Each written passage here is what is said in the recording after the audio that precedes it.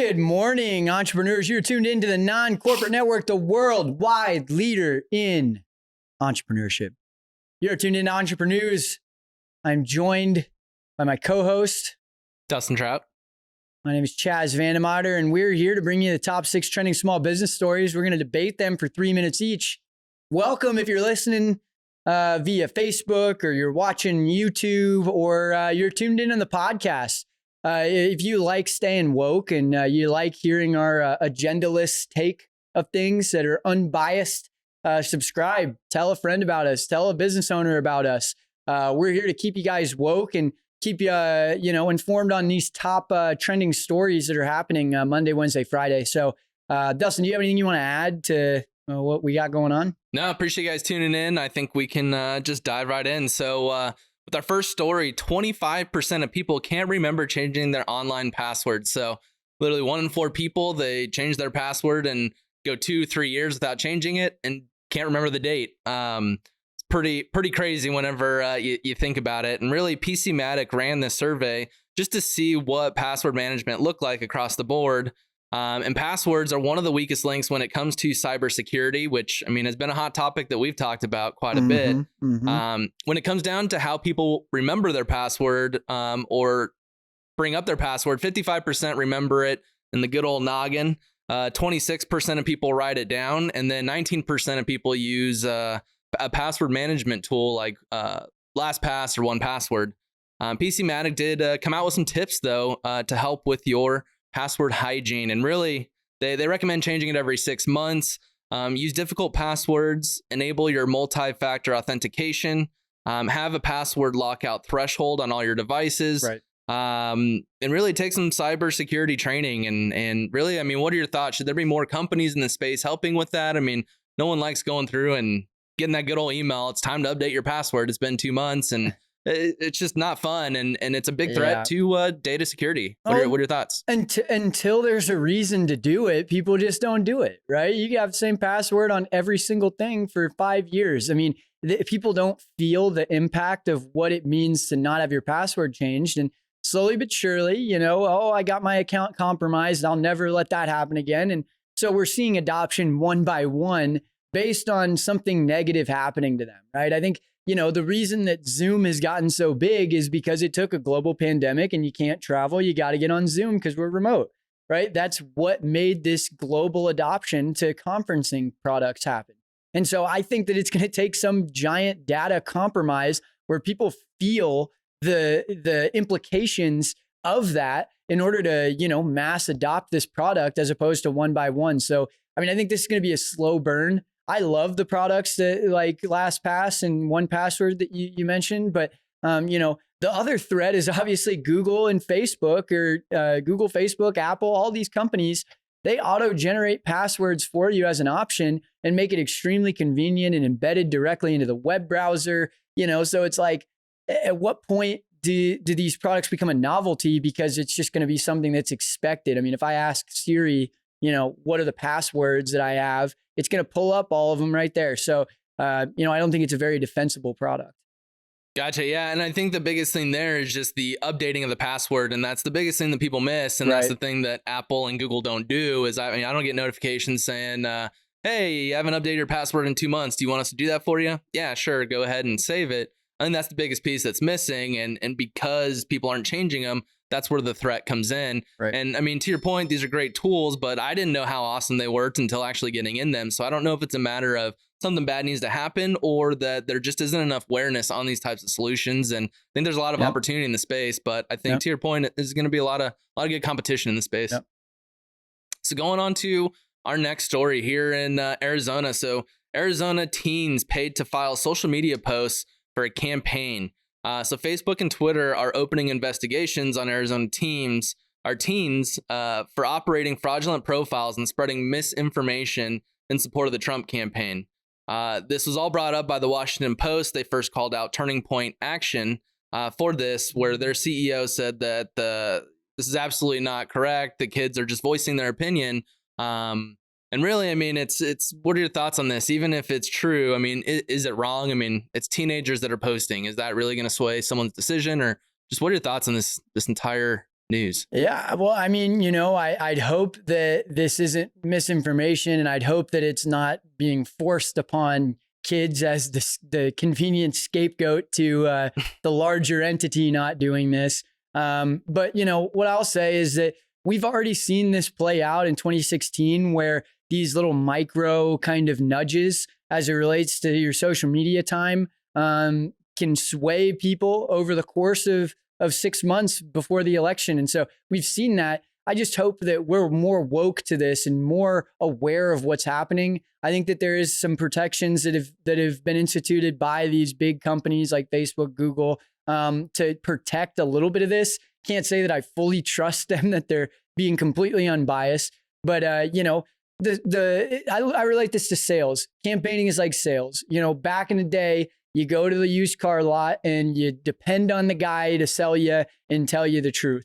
Nowadays, you can go and look at the Carfax, you can go and do your research, and you come prepared to the car lot already understanding, most of the details. And so I look at this the same as voting. We are equipped with so much information.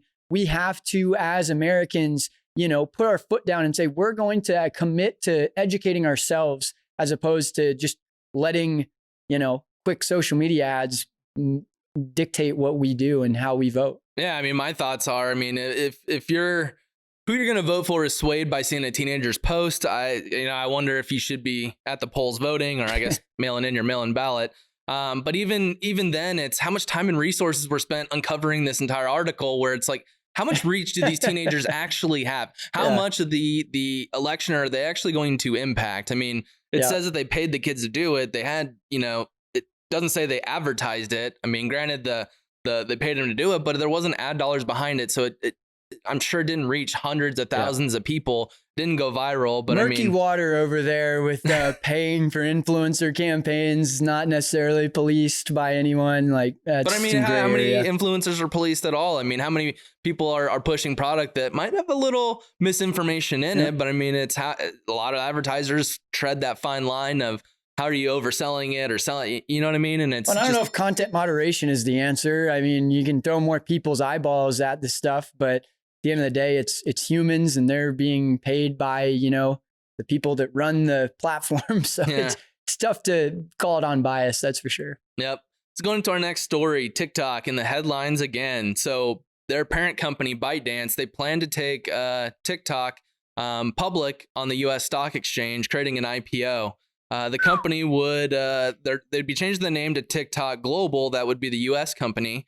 The timeline would be about a year out, but if this deal goes through, which there's a lot of flag going on right now, it's still questionable. But if it goes through, they plan on going public within about a year. I mean, with as much as they've been in the news about, data security, how much, risk they are to the American people, is this good that they could join the stock exchange, or, could this put American investors at risk? Or just what are your thoughts on just everything TikTok related right now? Yeah, I mean, there's a lot to unpack here, right? I mean, we heard that it's Oracle and Walmart in the deal now. We heard that Oracle is only going to retain about 20% of the actual, equity in TikTok. We've heard that they may hire Kevin Systrom, the former CEO of Instagram, that was pushed out by Facebook. And so there's a lot at play here. They're going to ban it on Sunday until the deal gets done properly. So you hope that there's, the right due diligence going into deciding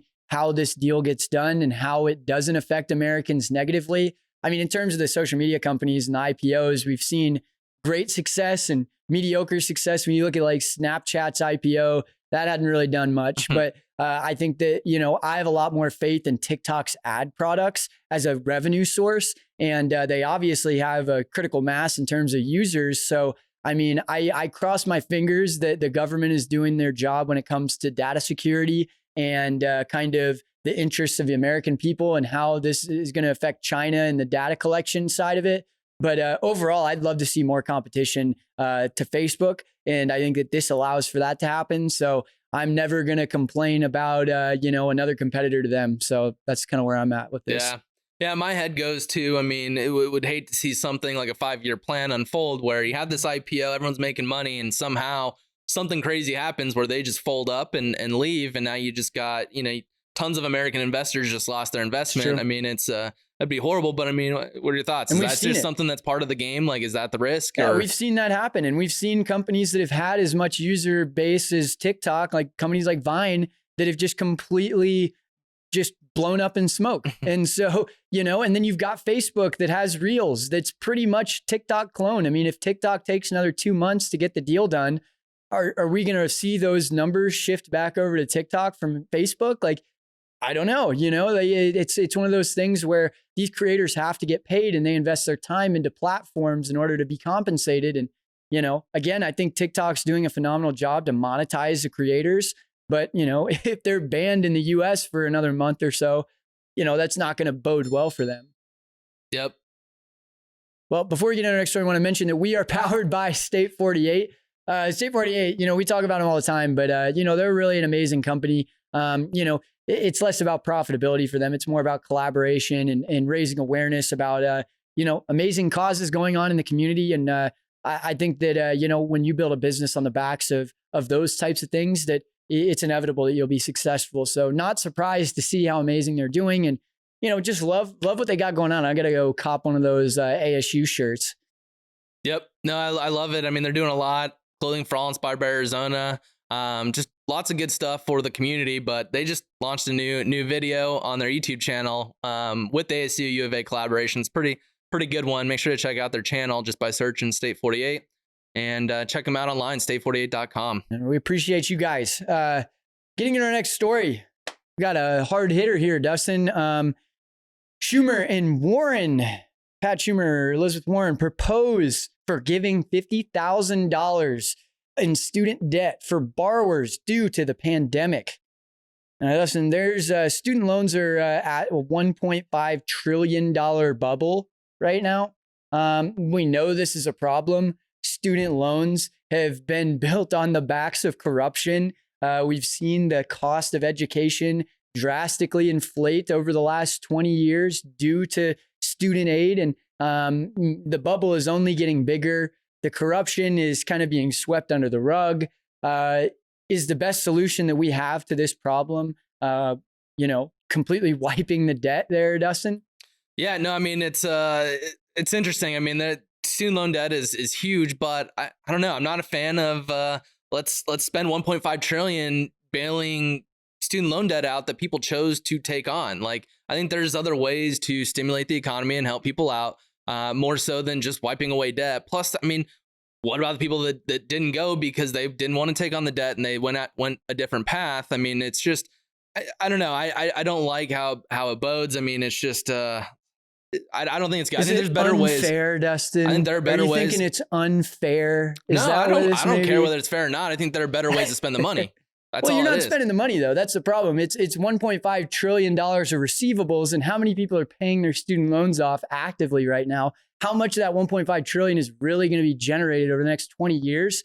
Especially if people are barely covering interest payments right now, and they're just getting hit more and more with these, poor credit score reports. And it's further hurting the people that have a problem of paying this back. And so, I look at it as something where you're not spending 1.5 trillion. If you're going to reset the dollar and this inflation conversation has gone on too long with just printing money, then why not? Like I said, I think there are better ways to spend that money. I mean, incentivize hiring, incentivize people getting paid more, figure out ways to use that money to put more money in people's pockets so they can pay down the debt. I think just wiping it out doesn't teach anyone anything. And I mean, to your point, it's horrible what it's done, because now all you're going to do is wipe it out. And now you're going to just show the education system, oh, they wiped it out. We can just keep increasing prices. And that's the only reason why education has increased so much. And the cost is ASU. They go, well, the government's going to back this loan, so I can just increase tuition $5,000 this year because I know the government's going to back it. The student's going to pay for it because they don't care. The interest rate is low. And so you're artificially just increasing the cost, where I don't think it's even as ROI positive now. I don't think the value of higher education is what it was. So now the value goes down, the price goes up. It's not as good of an investment. And I just don't agree with it. Well, I think if they're wiping the debt, I wouldn't say that would cause them to necessarily raise tuition. I think these colleges, especially like ASU, are trying to be more accessible. And so, it'll be interesting to see. I think that people need to be more woke about what these loans look like going into it. I mean, I was 18 years old and I signed my loan, so I didn't know what was going to happen. So I think that, there needs to be more due diligence in explaining how this stuff works. And that's why we've gotten into this problem. But I digress. Getting into our next story, backup driver in fatal Arizona Uber self-driving car crash was charged with negligent homicide. This is coming from 2018. We heard about this happening where an Uber self-driving car struck a pedestrian, and it's come all the way back around to where the defendant pled non-guilty. In 2019, prosecutors declined to file criminal charges against Uber. And so, Dustin, is this fair to scapegoat the backup driver of the self-driving car with the full responsibility in this case? Because this is a negligent driving homicide. This is a serious charge. Yeah, I mean, it is serious. I think, I think the person that was looking at their phone or watching TV when they should have been focusing on driving, I think they should be charged.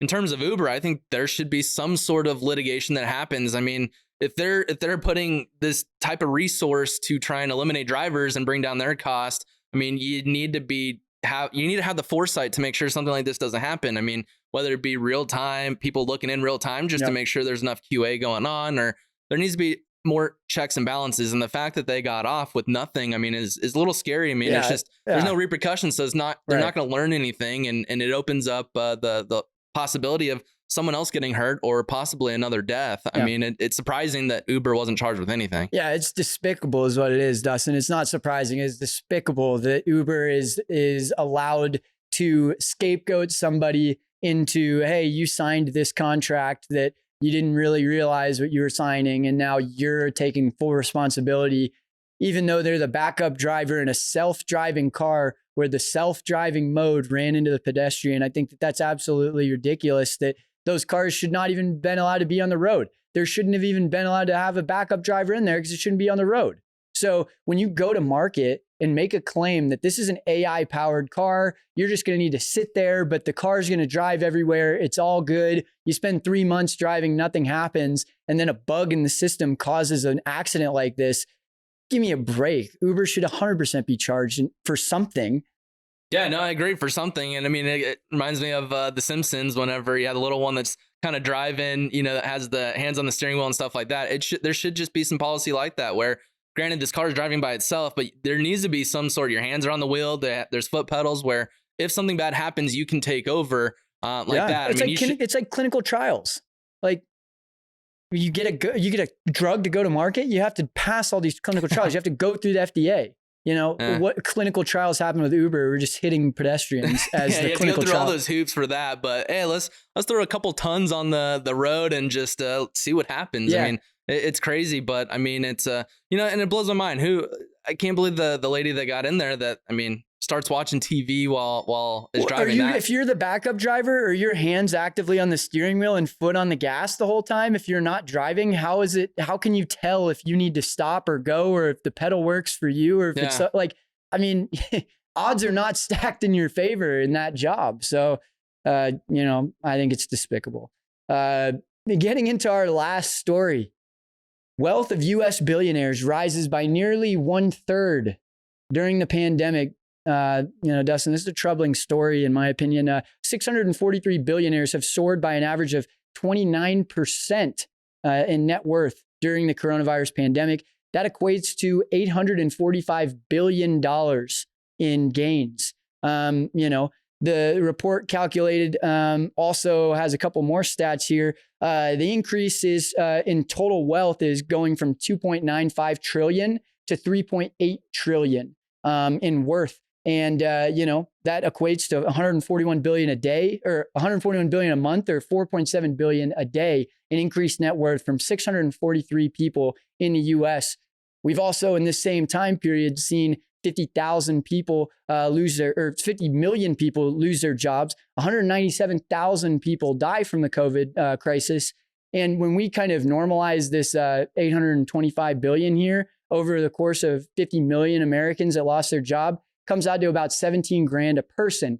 I would argue that Americans have equally all across the board lost about $17,000. So this is a shift from lower income families directly to billionaires.